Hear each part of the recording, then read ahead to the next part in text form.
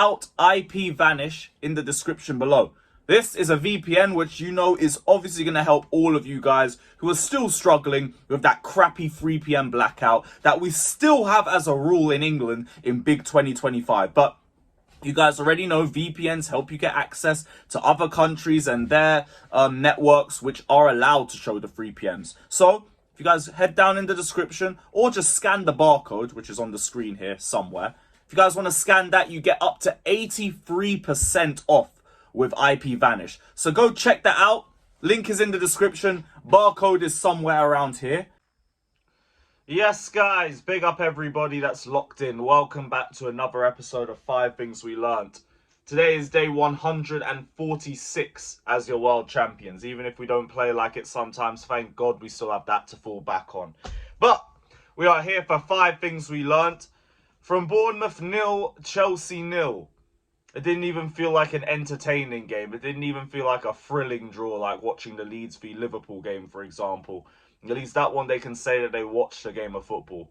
This game was just kind of like a stroll, you know? Kind of like a stroll. Bar a little flurry at the start of the second half. I don't really recall a period where we were like properly testing the goalkeeper, bar the odd cross from Garnacho or Neto. It was a really, really uninspiring performance from Chelsea today. We're going to delve into some of the positives, a lot of the negatives, where Chelsea's at. We're going to be talking about the manager, the individuals, everything. So you already know what to do as soon as you get into the building. Hit the like button, subscribe, all of that crap. And yeah, what a horrible, horrible result that don't really help us too much. And it doesn't help us build separation from the rest of the league. But if anything, it's building separation from the top 3 and us, because we are now 5 points away from Aston Villa, who are sitting 3rd in the league table. Thank God we've got Aston Villa within a couple of weeks. We're playing at home, and we usually do well in those bigger fixtures. But when you got a team like Bournemouth, who are playing in horrible form, they play a high line, a way that suits us.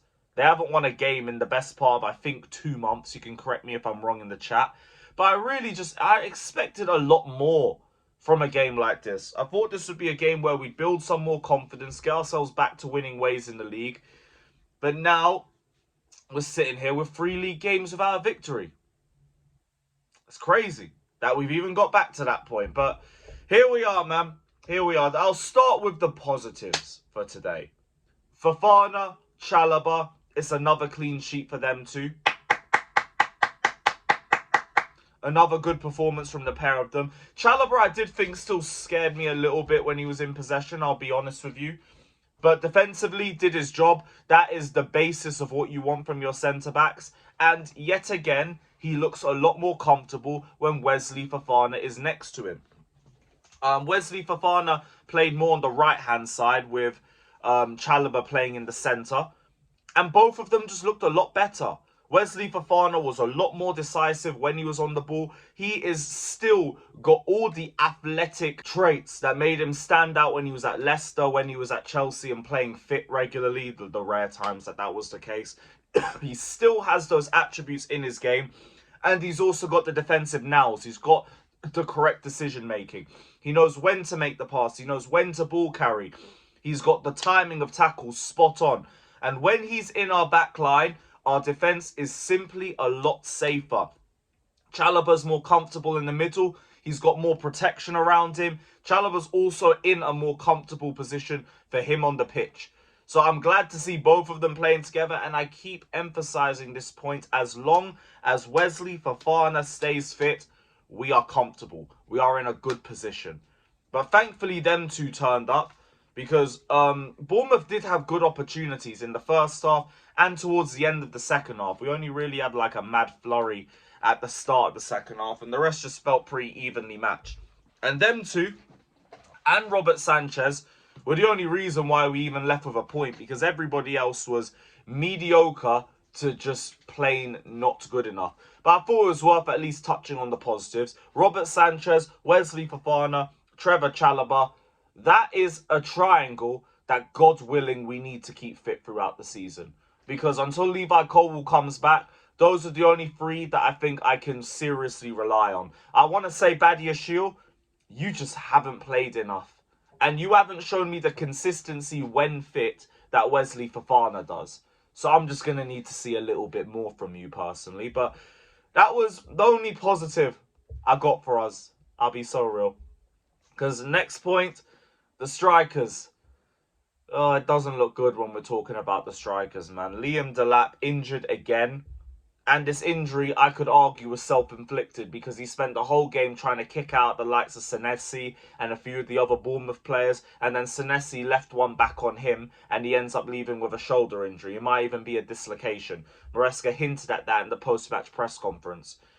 But when I look at Delap, I don't even know if I'm going to miss him like that because you just aren't showing me anything. And I really don't want to be onto this guy so soon. You guys know my mentality when it comes to new signings. I like to give him the first season. And Delap is still returning from another injury. And he hasn't had a lot of starts since then. I can give him that. But you're not showing me nothing.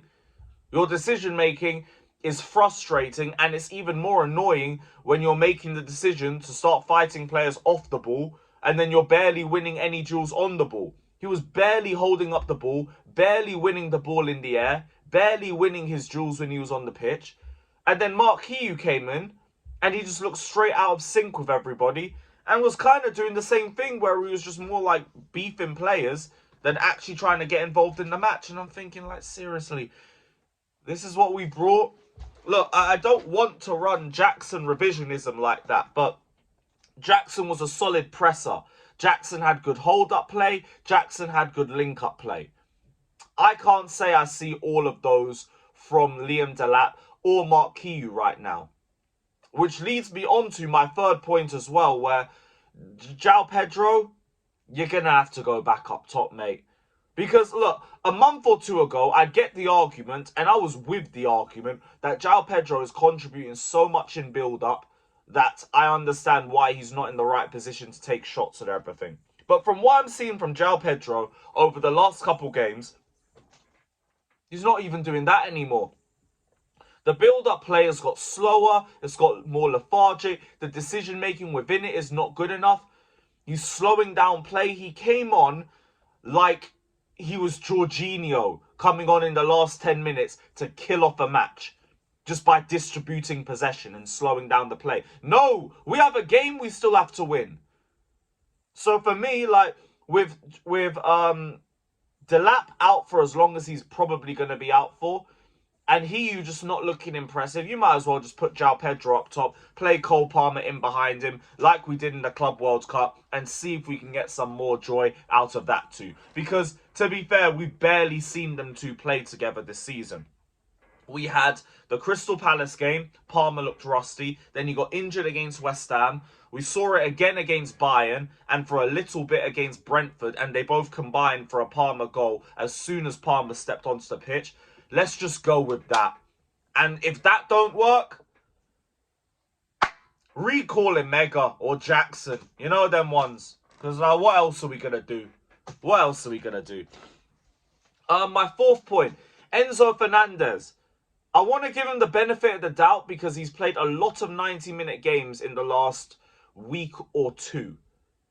But, oh, he looked so bad. So bad again. And if I talk about Enzo Fernandez's season as a whole, bar the last couple of games leading up to the Leeds defeat, I thought he was good. Like, we'll say the Wolves and Burnley games into all the games leading up to Leeds. I thought he played well. Everything before and this game now has been straight diabolical. So I don't know where I really stand with this guy. Because again, like for the price tag that we're looking for and the performances that we're seeing, still not impressed. And this is nearly season 3 of Enzo Fernandez at Chelsea. So look, this winter period is going to tell us a lot about where Enzo Fernandez's true level is and his true consistency. Because I haven't seen a lot of it this season. Everything up until the end of the Club World Cup final in 2025, I thought was all good. He started last season poorly. He started this season poorly. I need to see Enzo Fernandez get back into the swing of things. I really do, because his performance was awful. Decision-making, awful. Weight of pass, awful.